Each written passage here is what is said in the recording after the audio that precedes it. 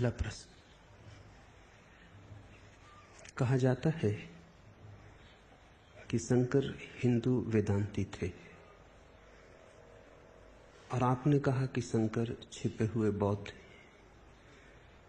इसे कृपया स्पष्ट करें।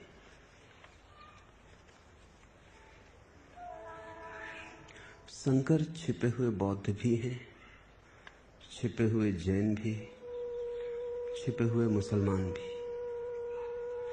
वैसे ही जैसे बुद्ध छिपे हुए हिंदू हैं, छिपे हुए जैन भी, छिपे हुए ईसाई भी, और वैसे ही जैसे क्राइस्ट छिपे हुए हिंदू हैं, छिपे हुए मुसलमान, छिपे हुए बौद्ध भी। जिन्होंने जाना है उन्होंने एक को ही जाना है, दो हैं ही नहीं जानने को। हिंदू, मुसलमान, ईसाई सब ऊपर ऊपर के नाम हैं, ऊपर की पहचान है, भीतर का सत्य एक है।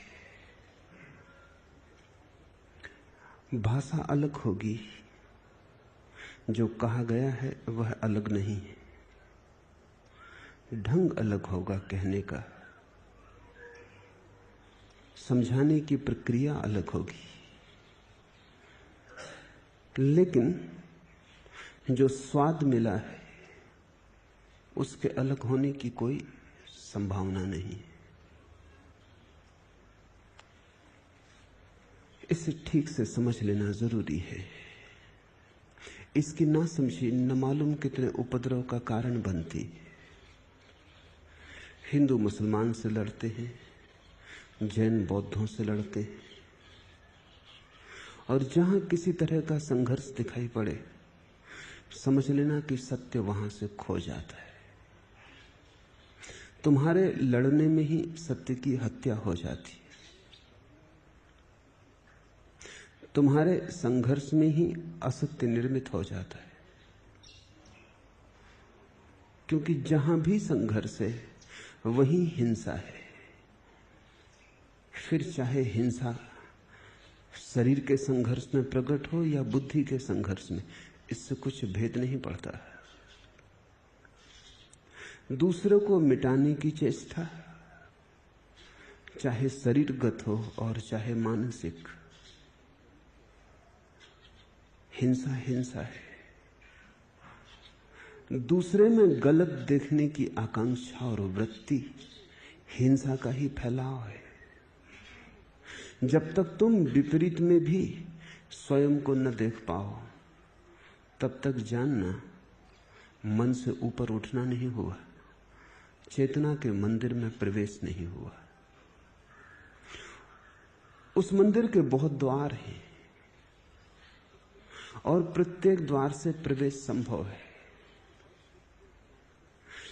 और जो मंदिर में प्रविष्ट हो जाता है वो द्वार को भूल जाता है। कौन याद रखता है द्वार को प्रवेश के बाद? प्रवेश के पहले द्वार बहुत महत्वपूर्ण मालूम होता है, क्योंकि उससे ही प्रवेश करना है। लेकिन प्रवेश के बाद द्वार व्यर्थ हो जाता है, द्वार की तरफ पीठ हो जाती है। प्रवेश के बाद, प्रवेश के पहले द्वार की तरफ आंख थी। सब संप्रदाय द्वार हैं, और जब तक संप्रदाय तुम्हें बहुत महत्वपूर्ण मालूम पड़े, हिंदू, मुसलमान, जैन, तब तक जानना मंदिर में प्रवेश नहीं हुआ, अभी द्वार पर आंख अटकी। जब मंदिर में प्रवेश हो जाएगा तो द्वार की तरफ पीठ हो जाएगी। न हिंदू अर्थपूर्ण रह जाएगा, न मुसलमान अर्थपूर्ण रह जाएगा। वो जो महाअर्थ प्रकट होगा मंदिर के अंतर्ग्रह में, वो तुम्हारे संप्रदाय को ही नहीं, तुम्हारे शास्त्र को ही नहीं, तुम्हें भी मिटा ले जाएगा। सब कुछ बह जाएगा उस बाढ़ में, और उस बाढ़ के बाद जो बच रहता है वही तुम्हारा स्वभाव है। उस बाढ़ में जो भी प्रभाव था सब बह जाएगा। उस बाढ़ में जो भी ऊपर के आवरण से सब बिखर जाएंगे। उस बाढ़ में जो भी विजाती था उससे तुम्हारे संबंध टूट जाएंगे। केवल तुम बचोगे अपनी शुद्धतम कुंवारेपन, अपनी निर्दोषिता में, और उसका स्वरूप तुम लाख उपाय करो तो भी बिना अनुभव के नहीं समझा जा सकता। उसका स्वाद ही लेना होगा, उस मस्ती में डूबना ही होगा, उस नशे को पीना ही होगा। जब तक तुम मदमत्त होकर, सब भांति खोकर, सब कुछ लुटाकर उसमें न डूब जाओगे, जब तक तुम बाकी रहोगे तब तक संसार बाकी रहेगा। जब तुम मिट जाओगे तभी परमात्मा शुरू होता है। जहां तक खुदी है वहां तक खुदा नहीं, और जहां खुदी की समाप्ति है वहीं खुदा का प्रारंभ है। शंकर छिपे हुए बौद्ध हैं क्योंकि वे वही कह रहे हैं जो बुद्ध ने कहा, और बुद्ध भी छिपे हुए वेदांती थे क्योंकि वे वही कह रहे थे जो उपनिषद ने कहा है। कपड़े अलग हैं और कभी कभी कपड़े विरोधी भी मालूम पड़ते हैं। इसे थोड़ा समझें। बुद्ध ने उपनिषद और वेदों का विरोध किया और फिर भी उन्होंने उपनिषद वेद को ही सिद्ध किया। विरोध करना पड़ता है। उपनिषद जब जन्मे, जब उपनिषद की गंगा पैदा हुई तो गंगा बड़ी स्वच्छ थी, निर्मल थी, गंगोत्री थी। फिर गंगा बही, हजारों लोगों का स्नान हुआ, हजारों गांवों से गुजरी, गंदी हुई, कूड़ा करकट हुआ, नदी नाले गिरे। जो गंगोत्री में गंगा की पवित्रता है वो आके काशी में नहीं रह जाती, वो रह नहीं सकती। जैसे जैसे समय बीतता है वैसे वैसे मूल स्रोत अपनी स्वच्छता को खो देता है। उपनिषद जब पैदा हुए बुद्ध के कोई 2500 साल पहले, तब उनकी गरिमा अनूठी थी। उनके शब्द शब्द में प्रकाश था, पंक्ति पंक्ति में परमात्मा था। बुद्ध के समय तक वो गरिमा खो गई, धूल जम गई। दर्पण तो रहा लेकिन बहुत धूल से भर गया। अब उसमें कोई प्रतिबिंब नहीं बनता था। अब दर्पण अंधा हो चुका था,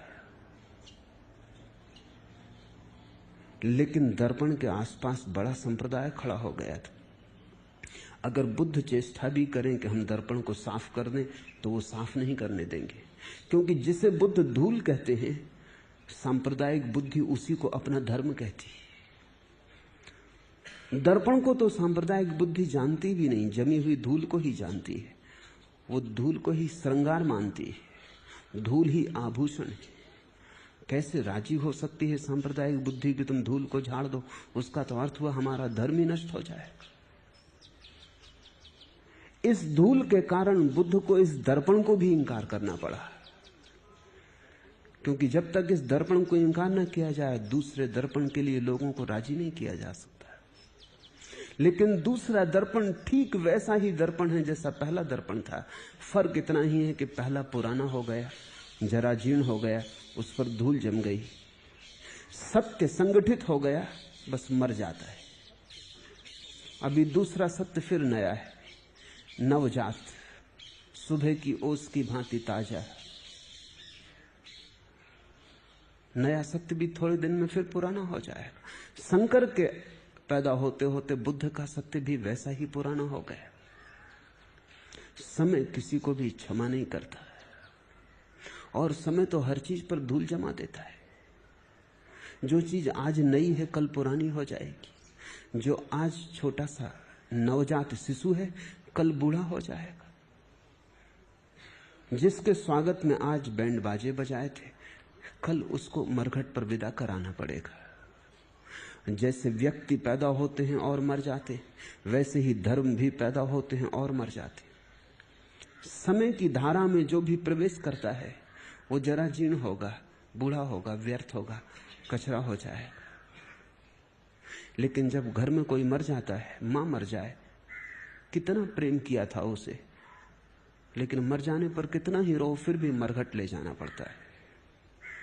अब कोई ना समझ अगर मां की लाश को घर में रख के बैठ जाए तो जो जिंदा हैं उनका जीना मुश्किल हो जाएगा।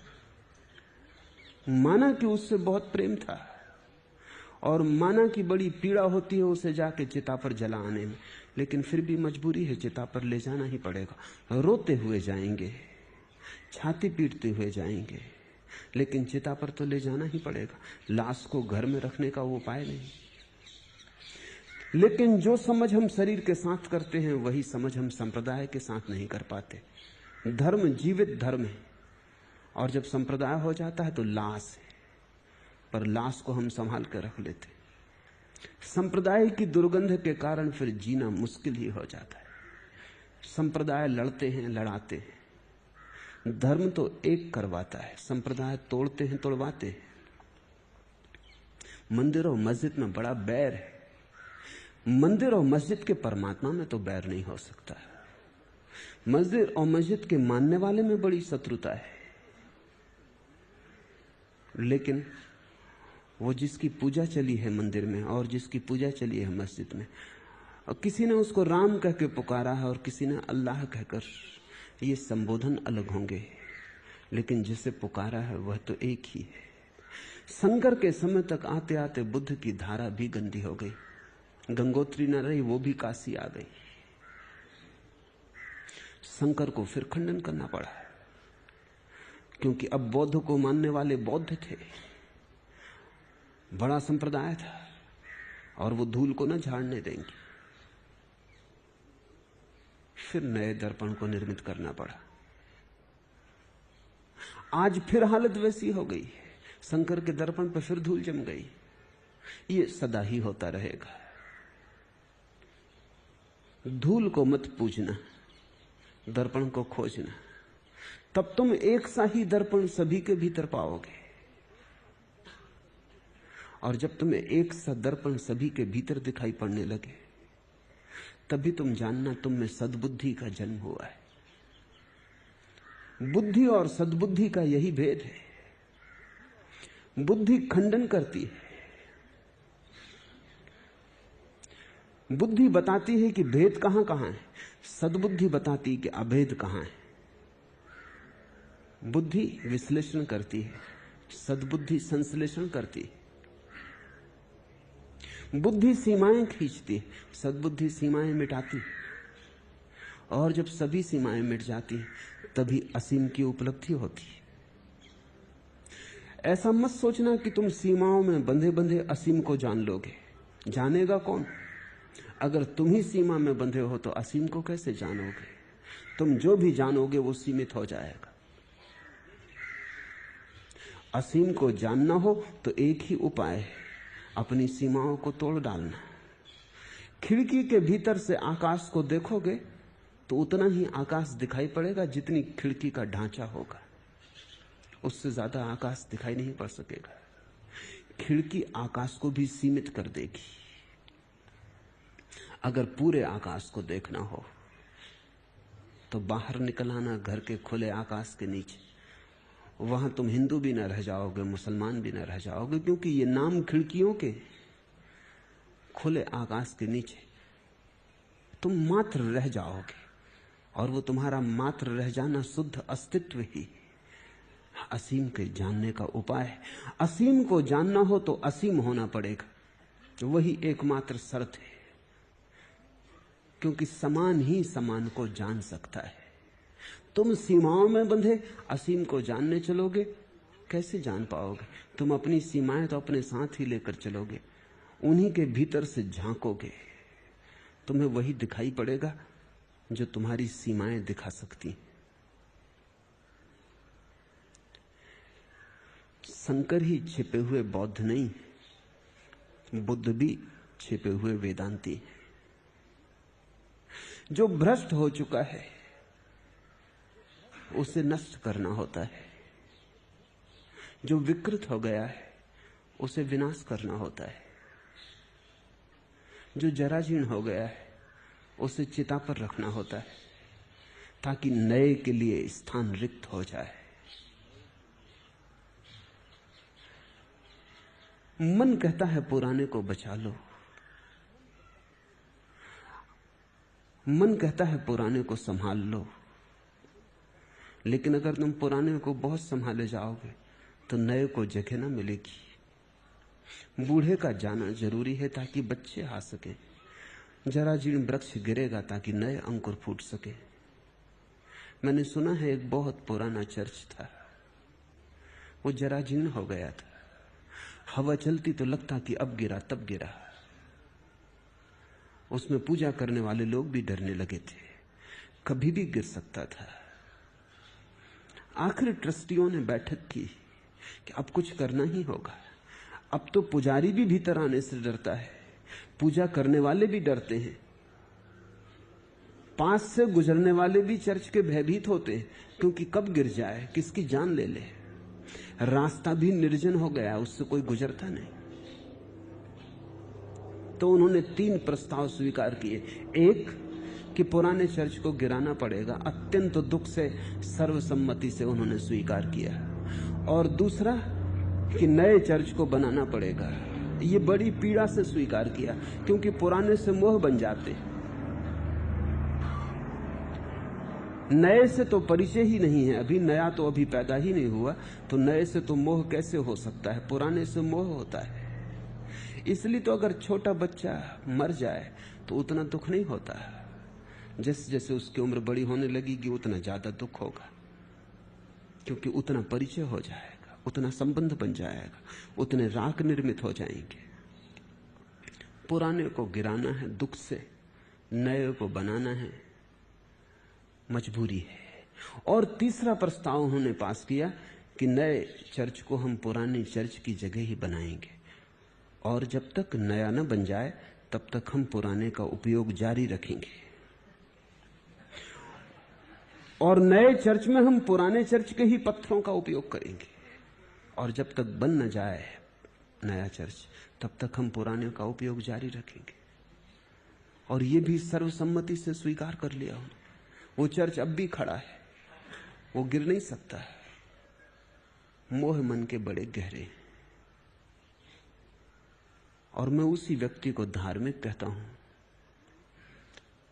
जो पुराने को छोड़कर नित्य नूतन और नवीन में जागता चला जाए,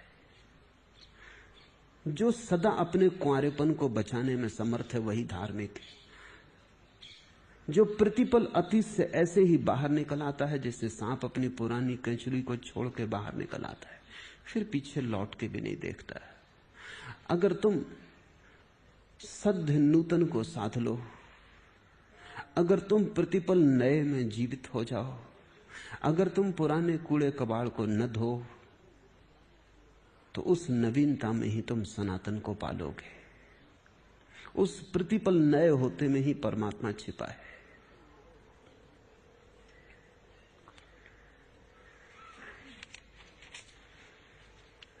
दूसरा प्रश्न, शंकर और आप गोविंद का भजन करने को कहने के पहले हमें हर बार मूढ़ कहकर क्यों संबोधित करते?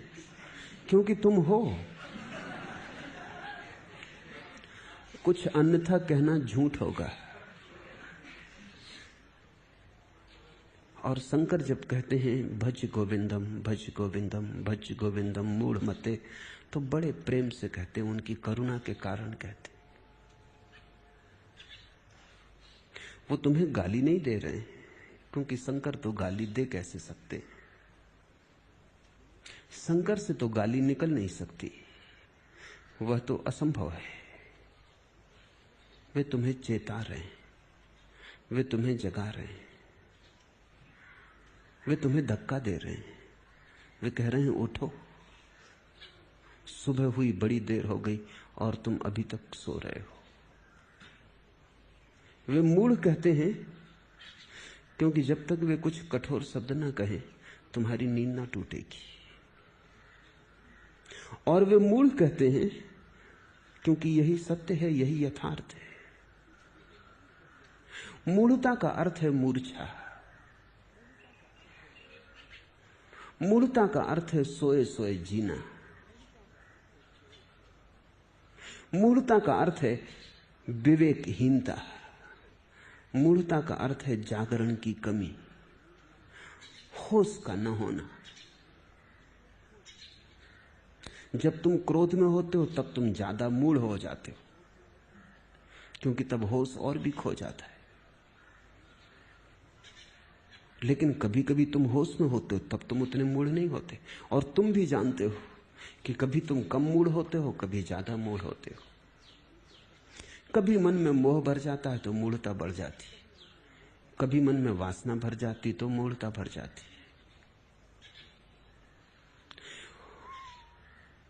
तुलसीदास के जीवन में कथा है कि पत्नी मायके गई थी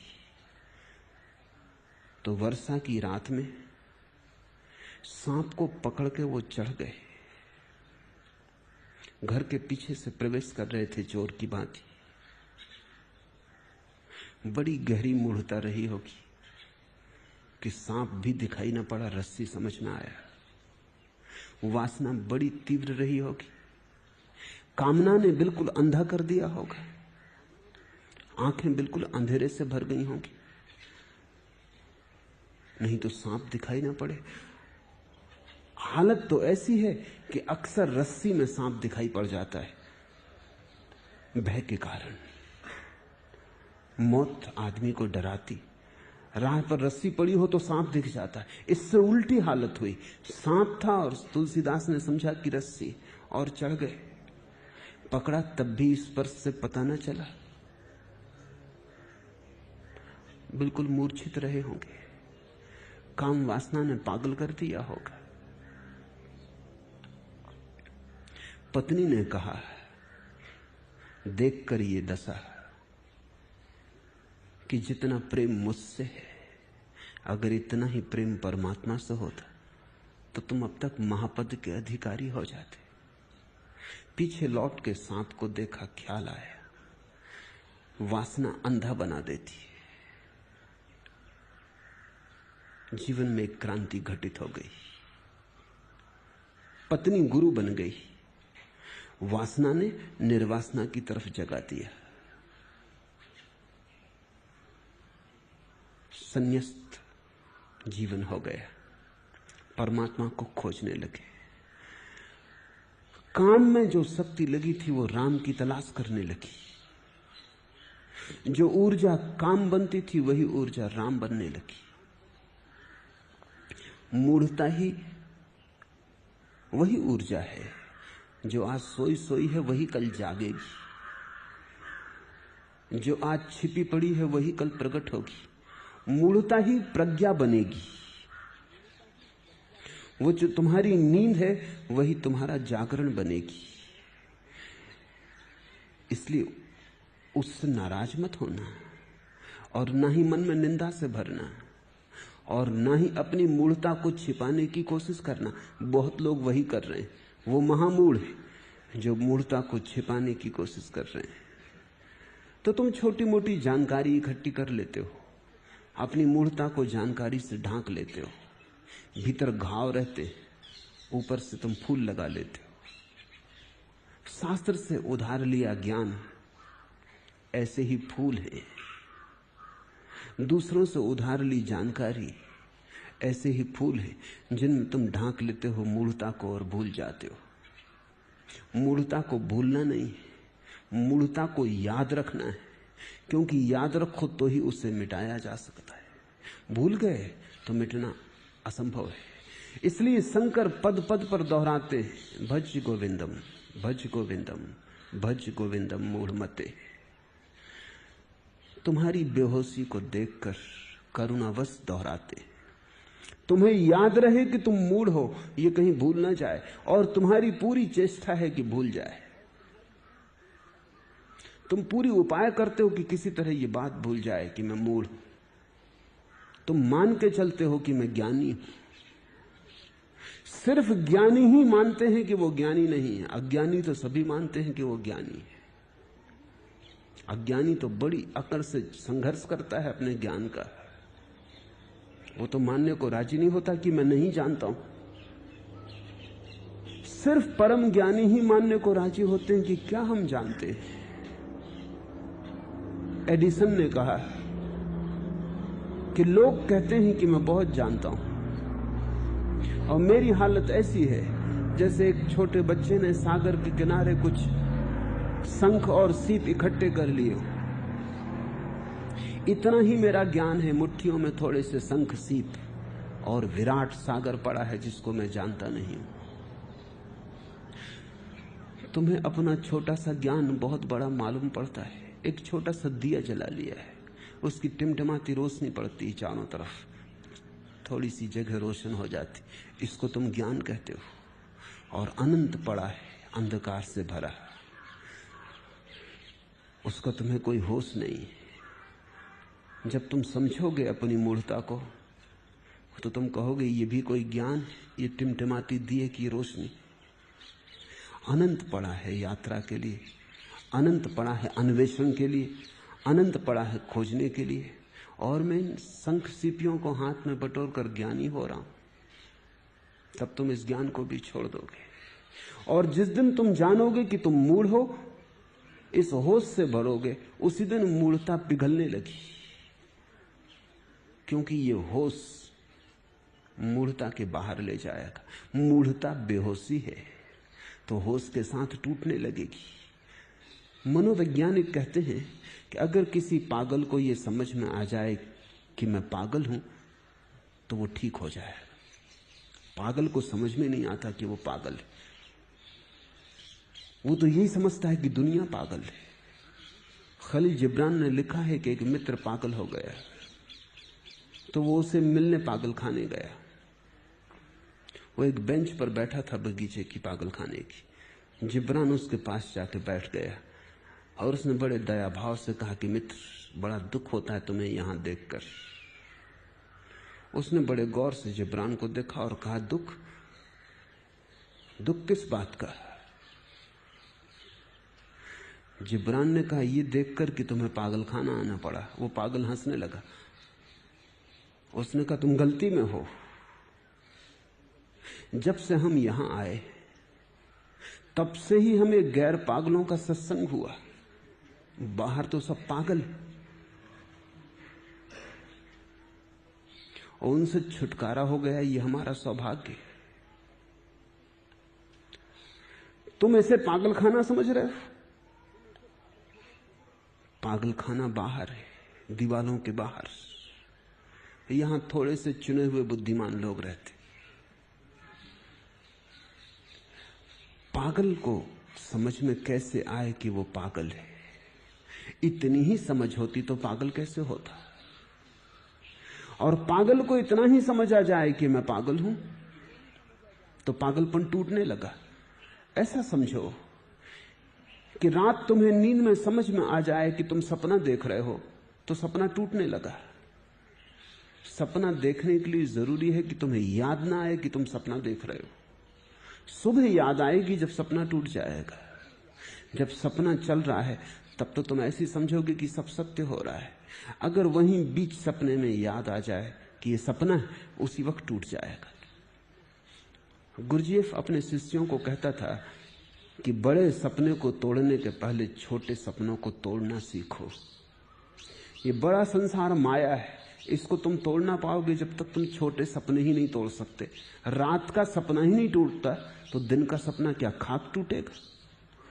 तो गुरजीएफ अपने शिष्यों को कहता था कि रात सोते वक्त, प्रति रात सोते वक्त एक ही ध्यान करते हुए सो कि जब सपना आए तो साथ मुझे याद भी आ जाए कि ये सपना है।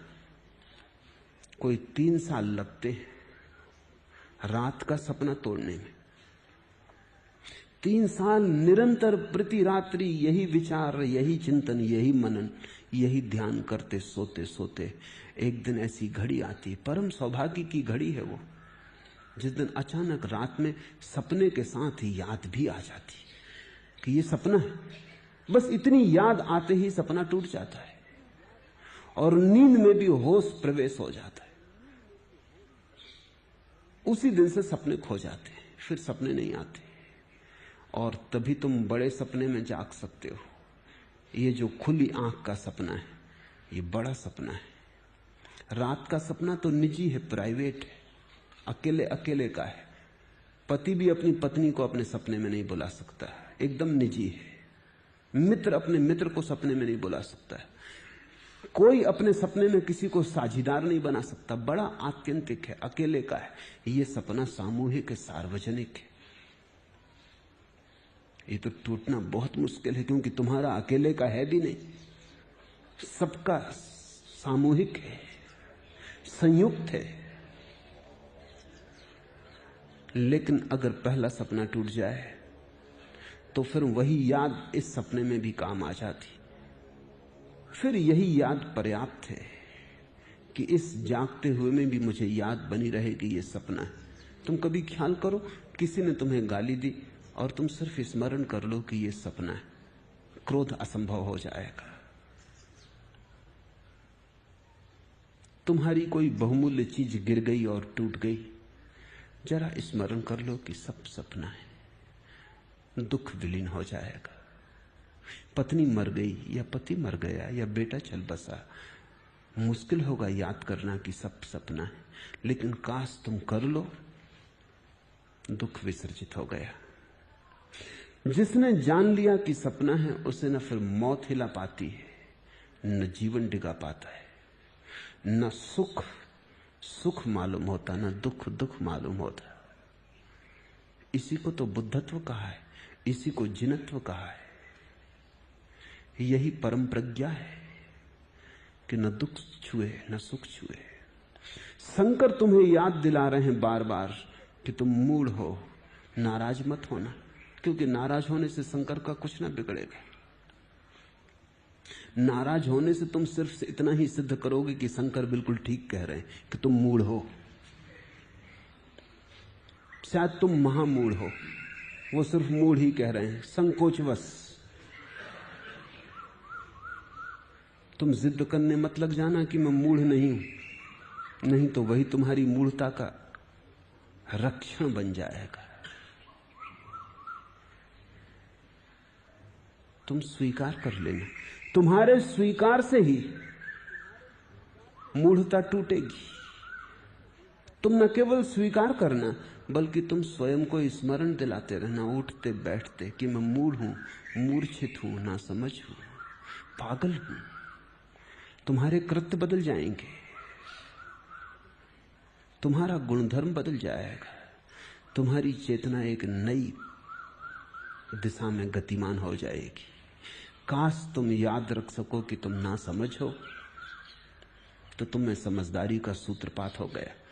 अज्ञान की पहचान ज्ञान का पहला चरण है, और अंधेरों को ठीक से समझ लेना प्रकाश जलाने की पहली शुरुआत है। जो अंधेरे को ही अंधेरा नहीं समझता, जो अंधेपन को अंधापन नहीं समझता, वो आंख की तलाश क्यों करेगा?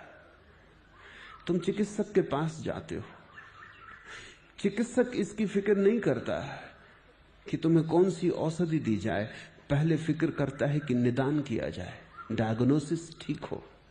निदान पहली बात है, चिकित्सा दूसरी बात है। औषधि को खोज लेना सरल है अगर निदान बिल्कुल ठीक ठीक हो जाए। अगर ठीक से बीमारी पकड़ में आ जाए तो औषधि बहुत बड़ी बात नहीं है। इसलिए बड़े चिकित्सक निदान का पैसा लेते हैं, औषधि बताने का नहीं। औषधि तो फिर कोई भी बता सकता है।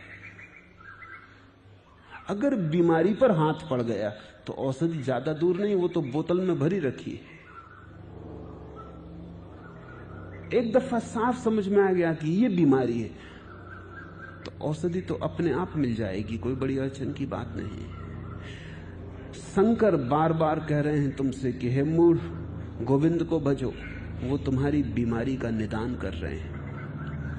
मूढ़ता तुम्हारी बीमारी है, गोविंद का भजन औषधि है। मगर मूढ़ ही अगर तुम नहीं हो तो भजन तुम गोविंद का क्यों करोगे? अगर तुमने माना कि मैं बीमारी नहीं हूं तो चिकित्सा तुम क्यों लोगे? अगर तुम अपनी बीमारी की ही रक्षा कर रहे हो और तुम दावा करते हो कि मेरी बीमारी मेरा स्वास्थ्य है, तो फिर तुम असाध्य हो, फिर तुम्हारा उपचार नहीं हो सकता।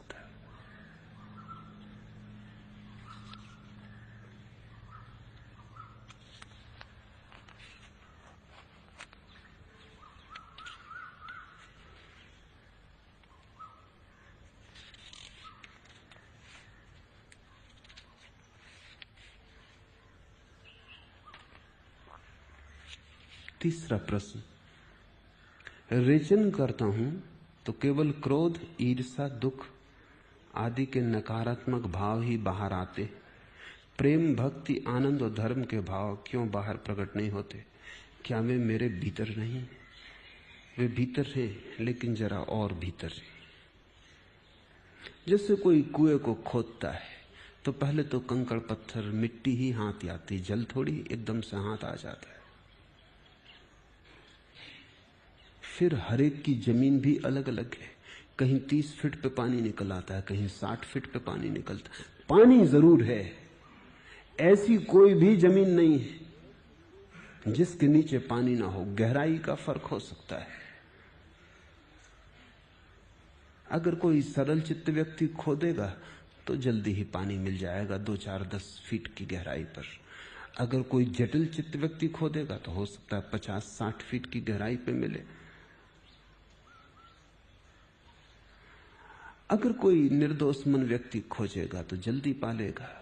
अगर कोई हिंसक, क्रोधी, तमसांध व्यक्ति खोजेगा तो देर लगेगी। पर एक बात तय है कि भेद मिट्टी की परत में होगा, जल सबके भीतर है, आत्मा सबके भीतर है, परमात्मा सबके भीतर है। भेद कर्मों की परत का होगा। और जब तुम पहले पहले खोदोगे तो सीधा परमात्मा हाथ नहीं लगेगा, पहले तो कर्मों की परत ही हाथ लगेगी, क्योंकि वही तुम्हारे चारों तरफ घिरी है। पहले तो कंकड़ पत्थर ही हाथ लगते हैं कुआं खोदने में, उनसे घबरा मत जाना। वो अच्छी शुरुआत है, वो खबर दे रहे हैं कि ठीक है, यात्रा शुरू हुई। कंकड़ पत्थर हाथ लगेंगे, फिर कूड़ा करकट हाथ लगेगा, फिर अच्छी भूमि हाथ आएगी, फिर गीली भूमि हाथ आएगी। तुम रोज कदम कदम करीब पहुंच रहे हो। गीली भूमि जब करीब आ जाए तब तुम समझना कि अब जल ज्यादा दूर नहीं। जल सबके भीतर है, क्योंकि जल ना हो तो तुम जियोगे कैसे? जीवन सबके भीतर है, जीवन न हो तो तुम होगे कैसे? कितना ही दूर छिपा रखा हो उसे तुमने, कितने ही आवरण तुमने अपने आसपास बना लिए हो, लेकिन इससे तुम उसे नष्ट नहीं कर पाते। आत्मा तुम्हारे कर्मों से दब सकती है, नष्ट नहीं होती। अब ये तुम पर निर्भर है कि तुमने कितना दबाया है, उतना ही रेचन करना पड़ेगा। और जन्मों जन्मों में हमने दबाया है, इसलिए घबराना मत। रेचन करता हूं तो केवल क्रोध, ईर्ष्या, दुख आदि के नकारात्मक भाव ही हाथ आते। ठीक है, शुभ लक्षण है, उलीच डालो इनको। जब ये बिल्कुल उलीच डालोगे तो इनके नीचे ही छुपी हुई तुम दूसरी धाराएं भी पाओगे। जिस दिन तुम्हारे भीतर से क्रोध बिल्कुल उखाड़ के फेंक दिया जाएगा, उस दिन तुम पाओगे करुणा हाथ आने लगी, क्योंकि करुणा क्रोध का दूसरा पहलू है। जिस दिन तुम पाओगे कि तुम्हारे भीतर से हिंसा बिल्कुल उखड़ गई, वहीं से अहिंसा की शुरुआत हो जाएगी। जब तक तुम पाओगे कि नकारात्मक भाव मिल रहा है, तब तक घबराना मत, खोदते चले जाना। उसके ही नीचे कहीं विधायक भाव भी छिपा है, लेकिन खुदाई करनी पड़ेगी, आलस्य से नहीं हो सकेगा।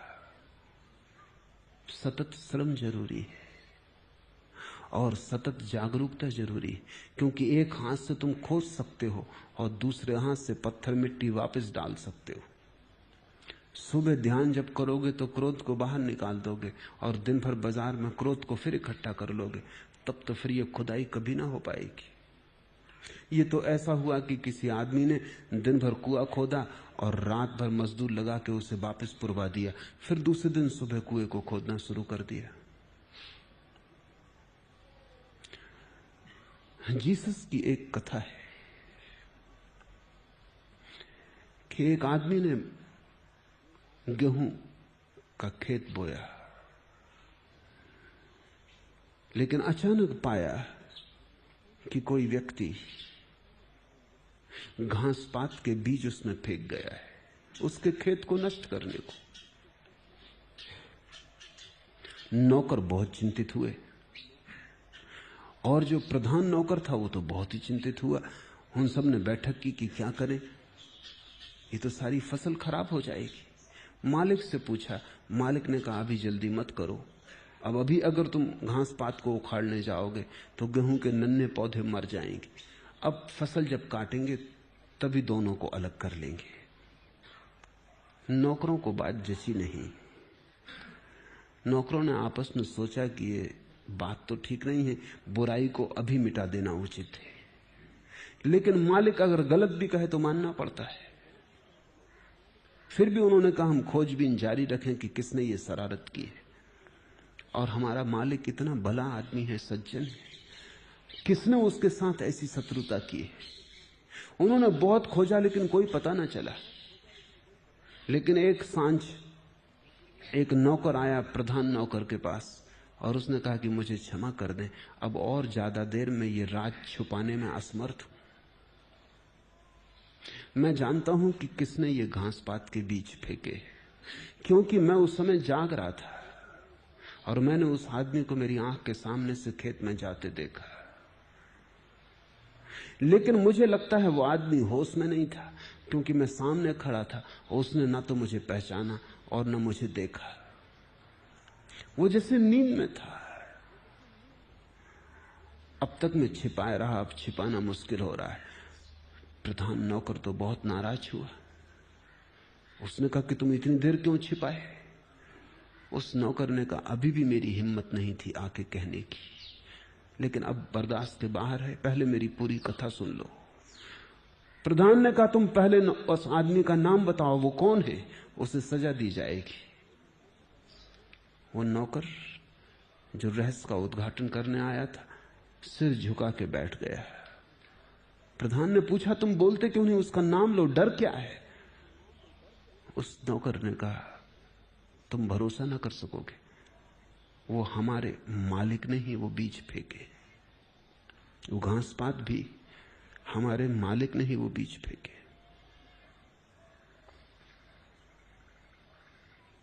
तब दोनों ने तय किया कि इस बात को छिपा के ही रखना उचित है, किसी से कहना उचित नहीं। जीसस की ये कथा ये कहती है कि दिन में तुम जो बनाते हो रात तुम मिटाते हो। रात नींद में, बेहोशी में तुम वही सब मिटा देते हो जो तुमने दिन में होश में बनाया था। ऐसे लोग हैं जिनको निद्रा में चलने का रोग होता है। ऐसे मामले पाए गए, अदालतों में मुकदमे चले, क्योंकि कोई स्त्री रात को उठ के अपने ही कपड़ों में आग लगा देती और सुबह रात सो जाती, किसी को धोखा नहीं दे रही, क्योंकि अपने ही कपड़े हैं जिनका उसे बड़ा मूल्य और प्रेम है, और सुबह रोती चिल्लाती कि किसने कपड़े जला दिए। अब कमरे में कोई आया नहीं, पति सोया है, पत्नी सोई है, कोई और आया नहीं। पति जला नहीं सकता, पत्नी के तो जलाने का सवाल ही नहीं। जरूर कोई भूत प्रेत है। लेकिन खोजबीन से पाया गया कि नींद में उठ के वो स्त्री ही जलाती रही।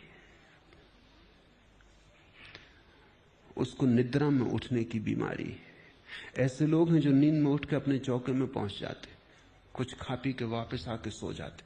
सुबह तुम उनको पूछो, वो कहेंगे हमें कुछ पता नहीं, हम उठे ही नहीं। शायद ज्यादा से ज्यादा उनने रात में सपना देखा हो कि उठ के चौके में गए, अगर ज्यादा से ज्यादा याद करेंगे।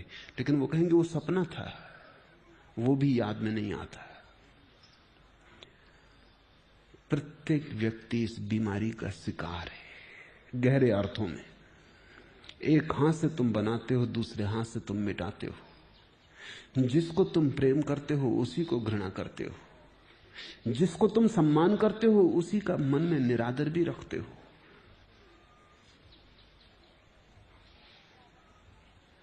तुम विपरीत हो, खंडित हो, खुद के भीतर टूटे हो टुकड़ों में। तुम अपने प्रेम को अपनी घृणा से नष्ट कर देते हो और अपनी करुणा को अपने क्रोध से मिटा डालते हो।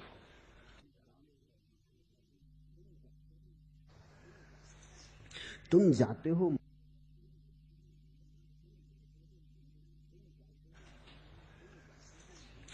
जाते हो मंदिर में परमात्मा का स्मरण करने, और मंदिर में भी बैठ के बाजार का स्मरण करते हो।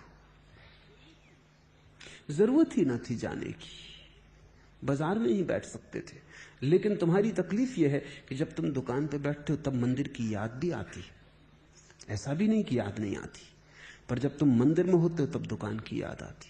मैंने सुना है एक सन्यासी मरा, जिस दिन मरा उसी दिन एक वेश्या भी मरी, दोनों आमने सामने रहते थे। देवदूत लेने आए तो सन्यासी को नरक की तरफ ले जाने लगे और वेश्या को स्वर्ग की तरफ। सन्यासी ने कहा रुको, कुछ भूल हो गई मालूम होता। ये क्या उल्टा हो रहा है, मुझ सन्यासी को नरक की तरफ, वेश्या को स्वर्ग की तरफ। जरूर संदेश में कहीं कोई भूल चूक हो गई।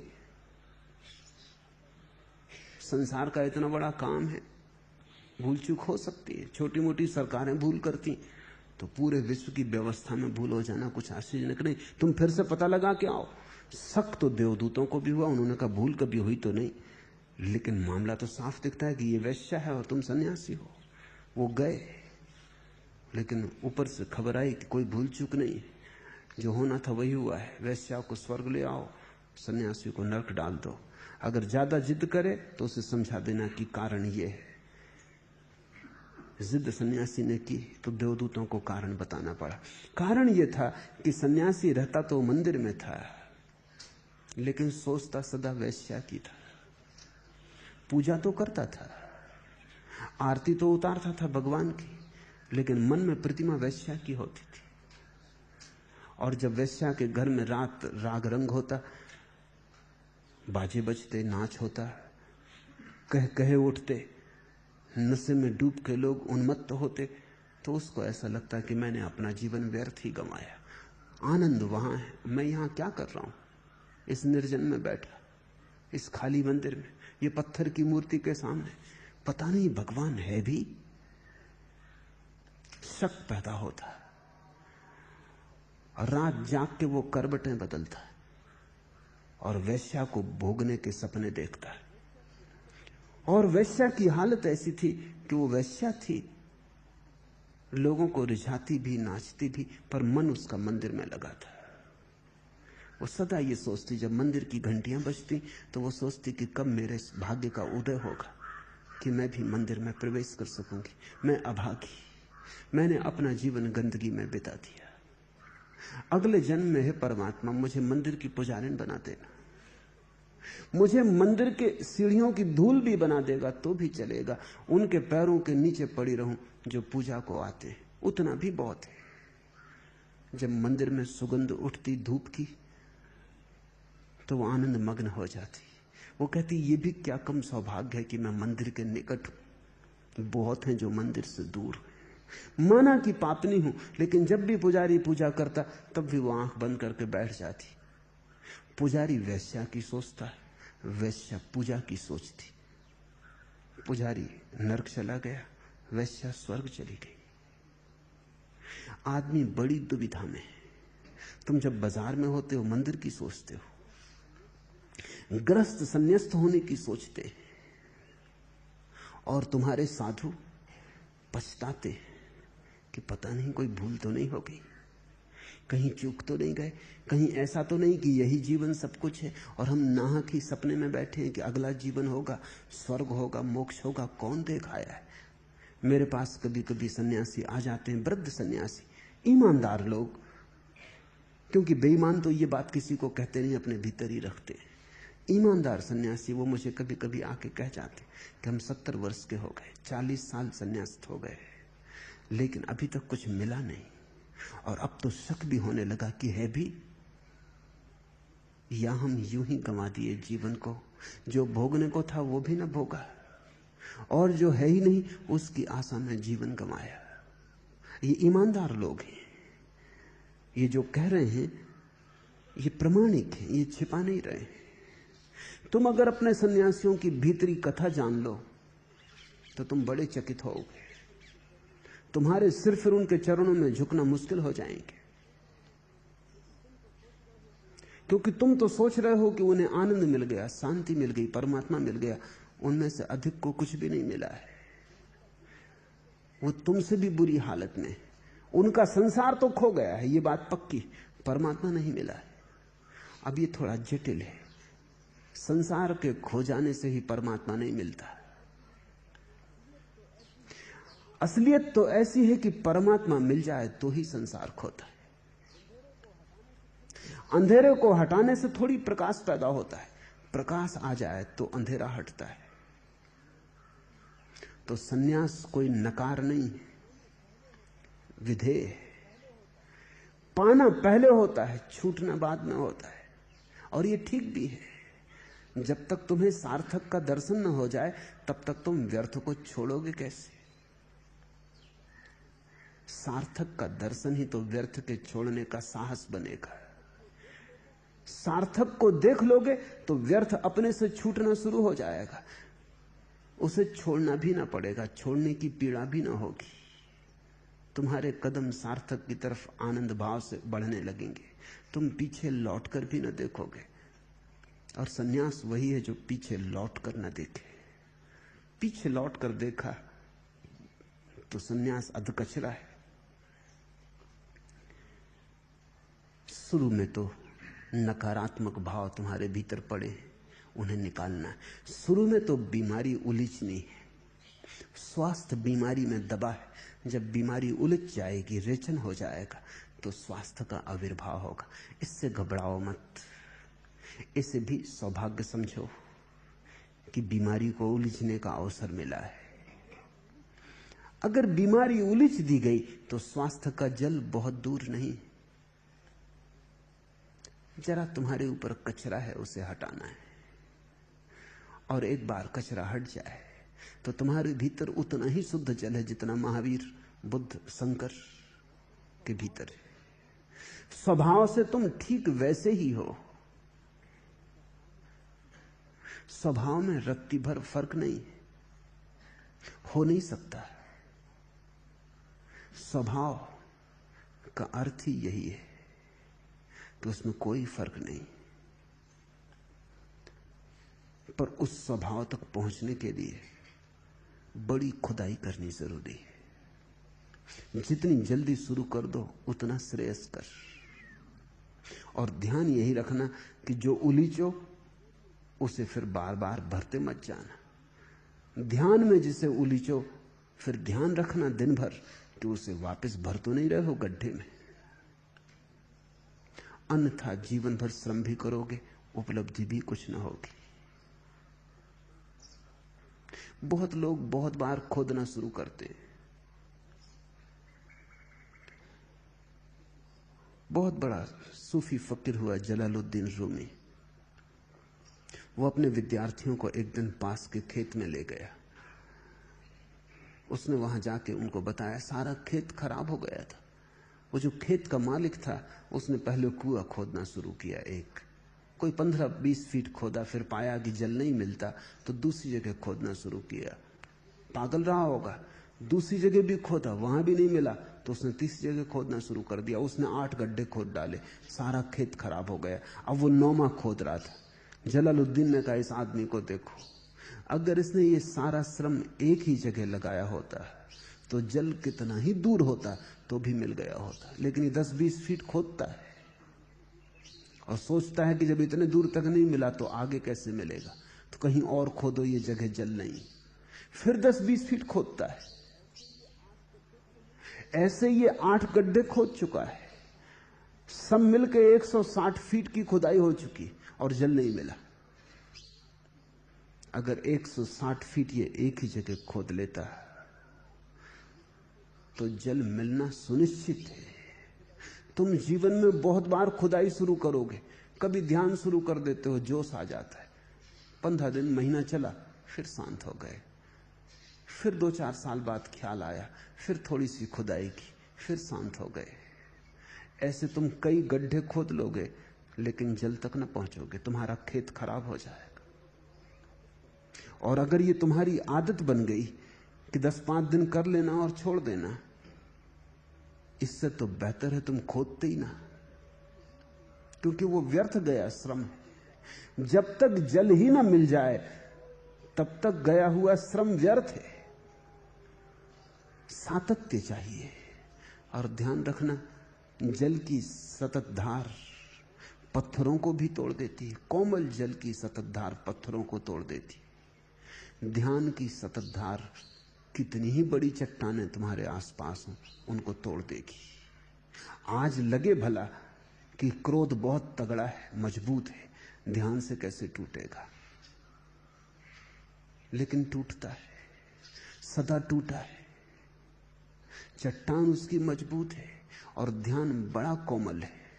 लेकिन यही जीवन का रहस्य है कि अगर कोमल की सततता बनी रहे तो कठोर से कठोर भी टूट जाता है।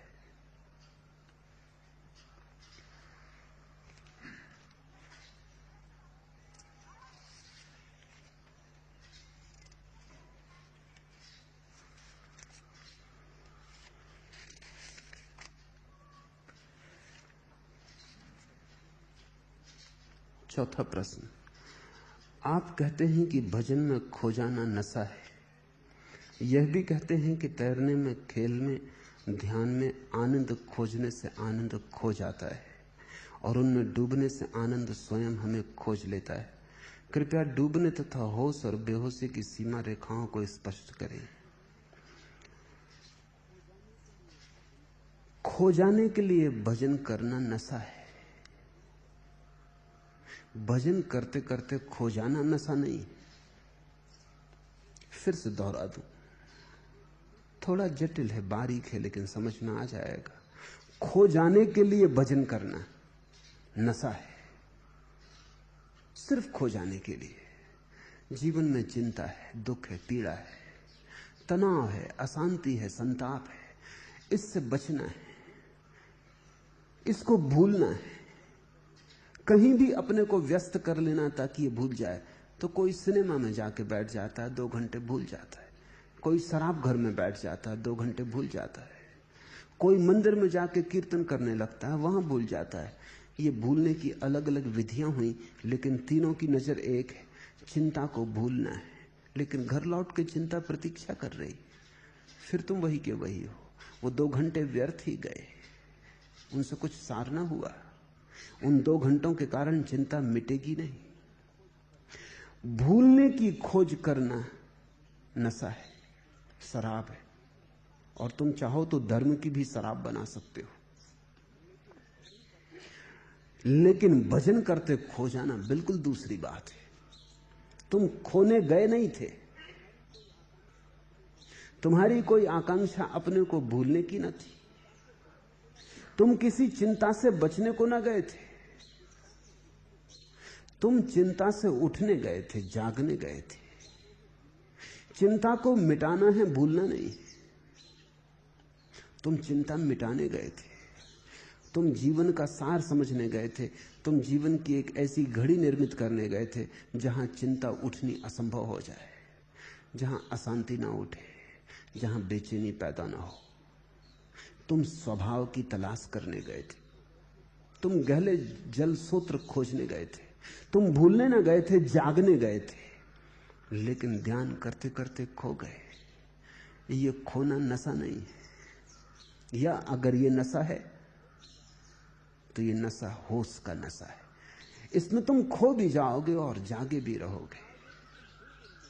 तुम पाओगे कि तुम बिल्कुल मिट गए, और साथ ही तुम पाओगे कि पहली दफा तुम हुए। एक तरफ तुम पाओगे कि सब खो गया, और दूसरी तरफ से तुम पाओगे कि सब नया हो गया। तुम हो भी और नहीं भी हो। इस बात को तो अनुभव से ही समझ पाओगे। एक ऐसी घड़ी है ध्यान की जब तुम होते भी नहीं, मैं नहीं होता उस घड़ी में,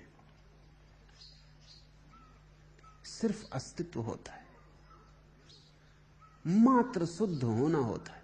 मैं तो खो गया होता है, सिर्फ अस्तित्व रह जाता है। न कोई विचार होता, न कोई अहंकार होता। चित्त का दर्पण पूरा स्वच्छ होता, कोई धूल नहीं होती। उस स्वच्छ दर्पण में परमात्मा झलकता है। वो शांति का अपूर्व क्षण है, वो समाधि की अपूर्व घटना है। लेकिन तुम खोने ना गए थे, तुम रूपांतरित होने गए थे। तुम स्वयं को बदलने गए थे। तुम खोने नहीं गए थे, मिटने गए थे। तुम घड़ी भर के विश्राम के लिए ना गए थे, तुम जीवन भर की क्रांति के लिए गए थे। तो ध्यान दो ढंग से किया जा सकता है। एक कि तुम सिर्फ अपने को भूलना चाहते हो, दो कि तुम अपने को बदलना चाहते हो। और जो तुम्हारा भीतर कारण होगा उसी के फल लगेंगे। तुम जो बोओगे वही काटोगे। अगर तुमने ध्यान में अपने को मिटाने का बीज बोया तो फसल में तुम पाओगे कि तुम मिट गए, परमात्मा बचा। अगर तुमने ध्यान में अपने को खोने का, सिर्फ बुलाने का बीज बोया तो तुम पाओगे ध्यान भी नशा बन गया। घड़ी भर को भूले, फिर वही का वही हो गया, फिर वापस अपनी जगह आ गए, शायद पहले से भी बदतर, क्योंकि ये घड़ी भर भी जीवन की व्यर्थ गई। तो मैं निश्चित कहता हूं कि भजन में खो जाना नशा है। अगर तुम खो जाने के लिए ही गए, अगर तुम मिटने के लिए गए तो नशा नहीं है, तो जागरण है, तो होश है, तो अमूर्छा है, तो अप्रमाद है। और ध्यान रखना, तुम जब आनंद की तलाश को जाओगे तो आनंद को न पाओगे, क्योंकि वो तलाश ही बाधा बन जाएगी। तुम जब आनंद के पीछे पड़ जाते हो तो तुम चूकोगे, क्योंकि आनंद तभी आता है जब तुम मांगते नहीं।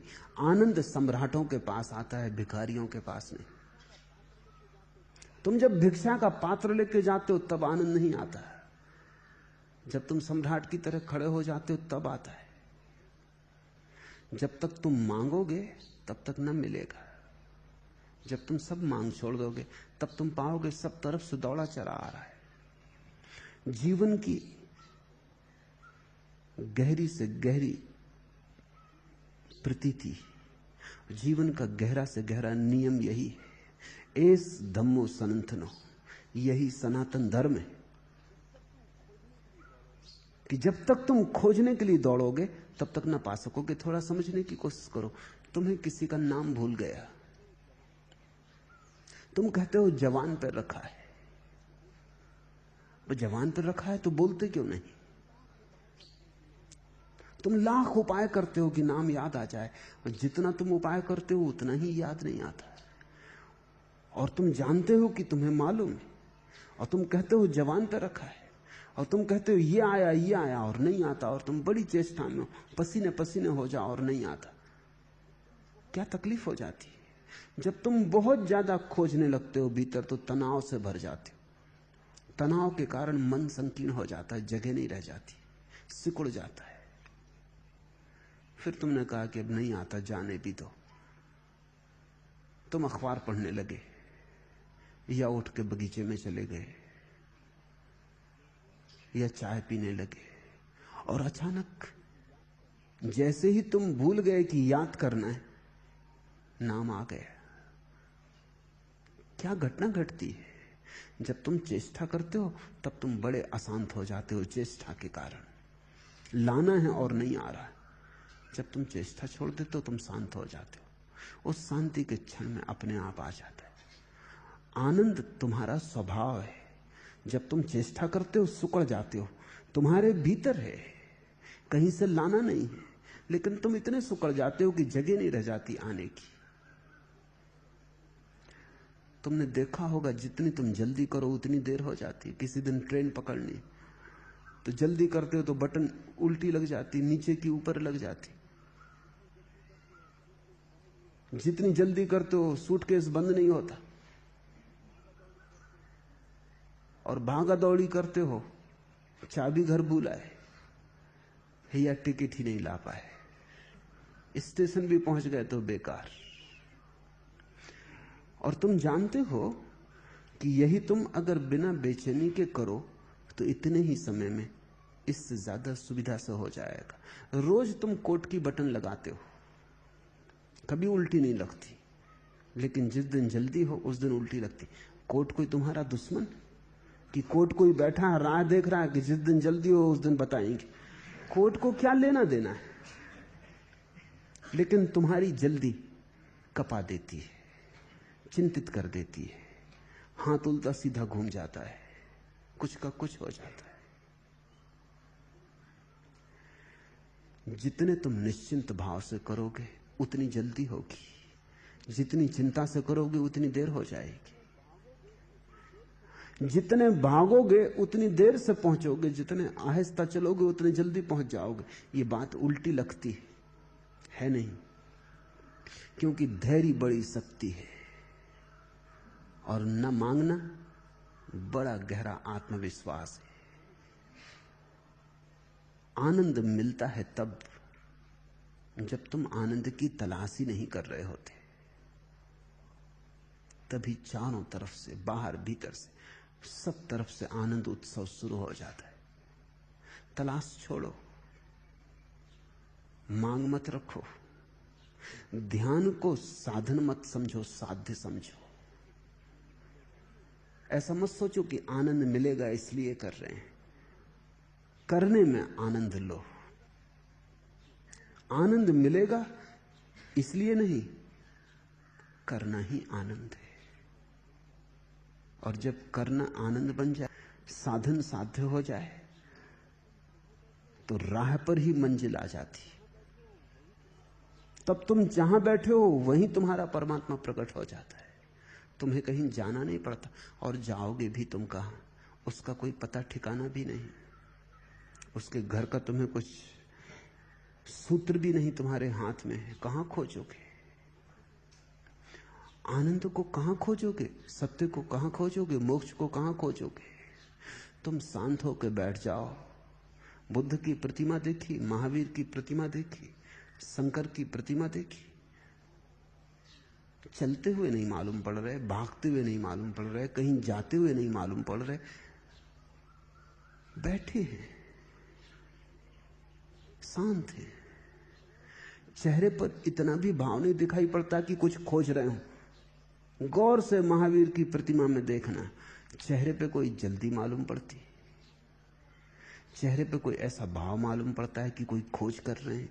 कुछ भी नहीं मालूम पड़ता, बस बैठे हैं।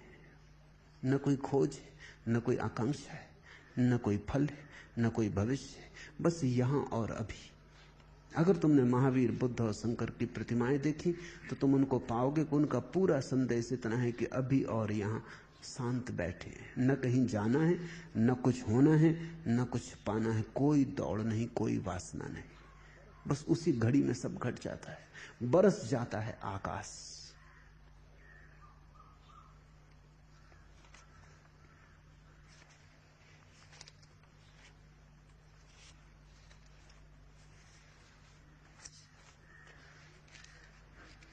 आखिरी प्रश्न, क्या प्रार्थना की तरह भजन भी धन्यवाद ज्ञापन मात्र है? प्रार्थना बीज है, भजन वृक्ष। प्रार्थना अप्रगट है, भजन प्रगट। भजन नाचती हुई प्रार्थना है, गाती हुई प्रार्थना है। भजन अभिव्यक्ति है प्रार्थना की। अगर प्रार्थना देखनी है तो तुम्हें महावीर और बुद्ध में दिखाई पड़ेगी। अगर भजन देखना है तो मीरा और चैतन्य में। बुद्ध और महावीर में जो भीतर संभला हुआ है, मीरा और चैतन्य में बाहर बह गया है। बुद्ध और महावीर में जो थिर है, मीरा और चैतन्य में नाच उठा है। भजन प्रार्थना की अभिव्यंजना है। ऐसा समझो कि तुम्हें किसी के प्रति प्रेम है, तुम इसे भीतर भी रख सकते हो, कोई जरूरत नहीं कहने की। कभी तुम ऐसा ना भी कहो कि मुझे तुझसे प्रेम है तो भी चलेगा, तुम भीतर ही भीतर रख सकते हो, संभाले रखते हो। अक्सर स्त्रियां किसी को कहती नहीं कि उन्हें प्रेम है, संभाल के रखती है। कहना क्या है, होना काफी है। लेकिन कभी प्रेम प्रकट भी होता है, कभी गीत में,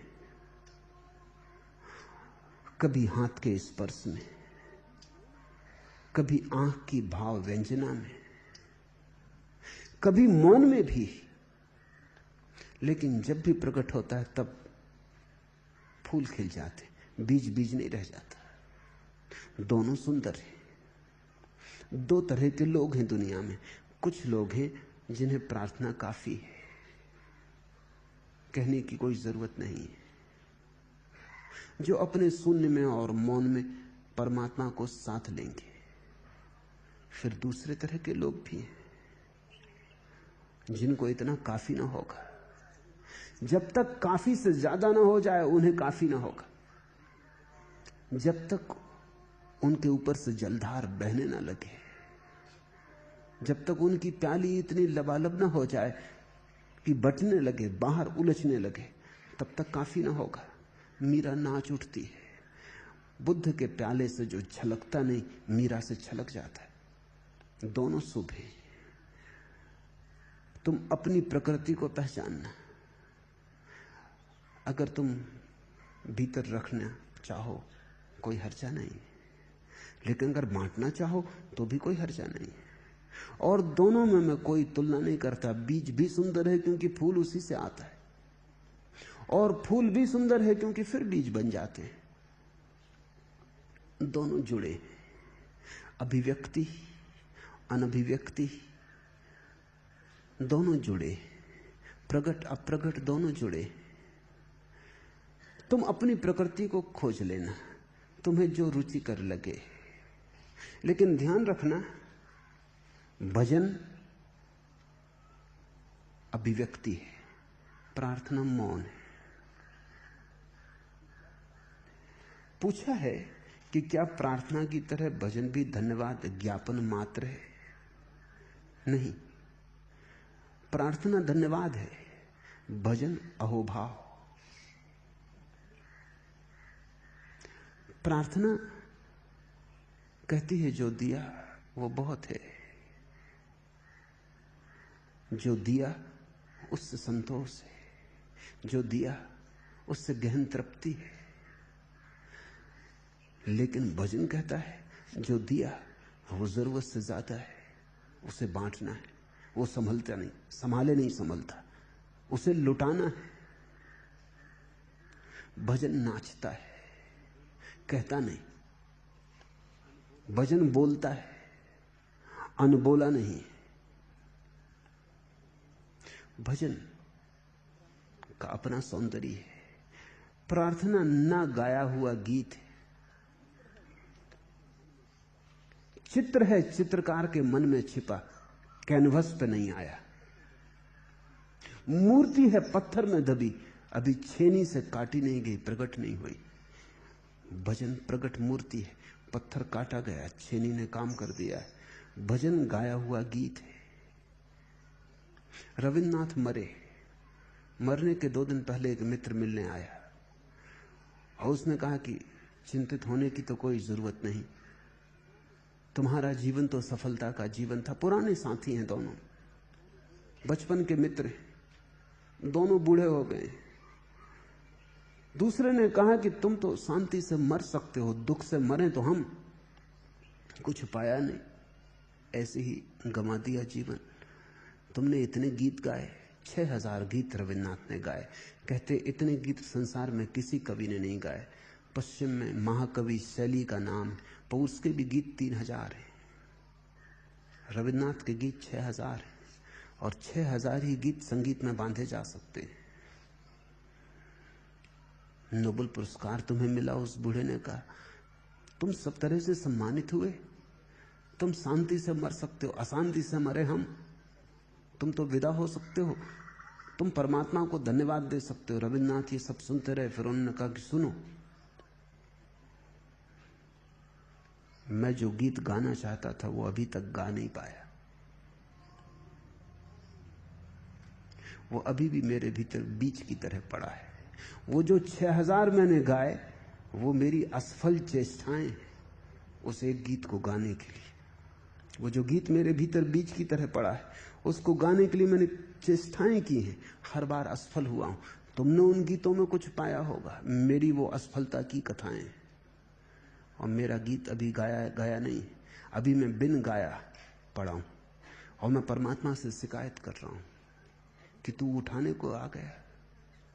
अभी तो साज बिठा पाए थे, ठोंक पीट की थी, तार बिठा पाए थे, सितार तैयार हुआ था, लोगों ने समझा हम गीत गा रहे थे, हम साज बिठा रहे थे। अब जबकि गीत गाने का क्षण करीब आ रहा था, जब अनुभव ने पका दिया था और प्राण राजी हुए थे और सब सार संभल गए थे, तब उठने का वक्त आ गया। ये भी कोई बात हुई? मैं शिकायत कर रहा हूं। रविन्द्रनाथ बुद्ध की तरह नहीं बैठ सकते वृक्ष के नीचे, वो भजन चाहते थे। रविन्द्रनाथ ने बुद्ध की बड़ी आलोचना की, कोई विरोध से नहीं, बड़े प्रेम और बड़े अहोभाव से। लेकिन रविन्द्रनाथ को बुद्ध कभी जमे नहीं। परिपूर्ण समादर था मन में, लेकिन ये चुप होकर बैठ जाना, ये बोधि वृक्ष के नीचे पत्थर की मूर्ति हो जाना उनको न जमा। रविन्द्रनाथ को जमे बाउल फकीर, एक तारा लेके नाचते। व्यक्ति व्यक्ति के भेद। रविन्द्रनाथ का विरोध नहीं है, बुद्ध से बड़ा सम्मान है, लेकिन व्यक्तित्व अलग है। भजन का अलग व्यक्तित्व है, प्रार्थना का अलग। प्रार्थना मौन है, भजन मुखर। प्रार्थना चुपचाप है। प्रार्थना करने वालों ने कहा है, सूफियों ने कहा है कि तुम्हारा बायां हाथ प्रार्थना करे तो दाएं हाथ को पता ना चले। रात के गहरे अंधेरे में चुपचाप उठाना। पति प्रार्थना करे तो पत्नी को पता ना चले, क्योंकि दिखावा ना हो जाए, क्योंकि दिखावे में प्रदर्शन आ जाएगा, प्रदर्शन में अहंकार आ जाएगा। प्रार्थना करने वाला डरता है पता ना चल जाए किसी को। भजन करने वाला बीच सड़क पे नाचता है, वो कहता पता चले या ना चले, पता चल जाए तो क्या फर्क पड़ता है, पता ना चले तो क्या फर्क पड़ता है। वो अपने नाच में ही अहंकार को गिरा देता है, उसके नृत्य में ही अहंकार खो जाता है। ये दो अलग अलग ढंग हैं। प्रार्थना मात्र धन्यवाद है, भजन अहोभाव की अभिव्यक्ति है। तुम अपने भीतर को समझ लेना, प्रार्थना भी पहुंचा देती है परमात्मा तक, भजन भी पहुंचा देता है, दोनों पहुंचा देते। मंजिल में कोई भेद नहीं, मार्ग बड़ा अलग अलग है। और हमेशा जो तुम्हें जम जाए उसी को चुनना, जो तुम्हें मौज पड़ जाए, जो तुम्हें मौजू आ जाए, उसको ही चुनना।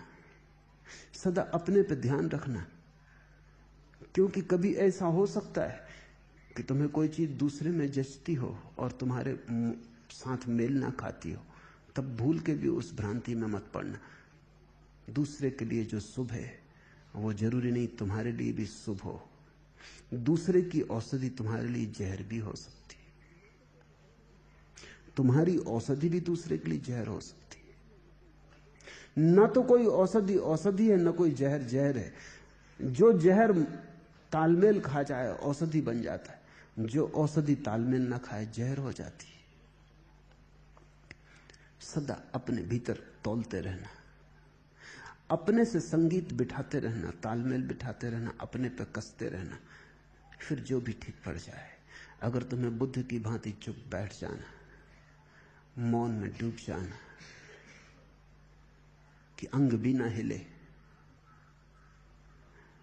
बुद्ध और महावीर की प्रतिमाएं संगमरमर की हमने बनाई अकारण नहीं, वो ऐसे ही संगमरमर जैसे बैठे थे। वो जब थे मौजूद तब भी निष्कंप थे। अब मीरा की प्रतिमा तुम संगमरमर में बनाओ, जचेगी ना। बनाई है लोगों ने, जचती नहीं। अगर मीरा की प्रतिमा बनानी हो तो जल की बनानी पड़ेगी, वो बनती नहीं। नाचती हुई, तरल, ठहरी हुई नहीं। मीरा एक गति है, एक भाव भंगिमा है, एक नृत्य है। महावीर एक ठहराव है। महावीर एक सरोवर है जहां तरंग भी नहीं उठती। मीरा एक जलधार है, पर्वत से गिरती जल प्रपात है जहां बूंद बूंद नाच रही है। बड़े भेद हैं, पर भेद मार्ग के। अंततः सरोवर भी सूरज की किरणों पर चढ़ के आकाश में खो जाता है, और नदी भी समुद्र में गिर के सूरज की किरणों में चढ़ के आकाश में खो जाती। मंजिल एक है, मार्ग अलग है।